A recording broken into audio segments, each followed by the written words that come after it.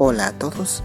Este sábado 12 de abril a las 3 de la tarde se va a llevar a cabo el partido entre Real Ancash Fútbol Club y Universidad Nacional San Antonio Abad de Cusco, correspondiente a la tercera fecha del torneo Apertura de la Liga Femenina Apuesta Total 2025. El escenario será en el estadio Rosas Pampa, ubicado en Huaraz, Ancash. Esperemos de que haga un excelente partido y que gane el mejor. Mucha suerte para ambos equipos femeninos. Muchas gracias.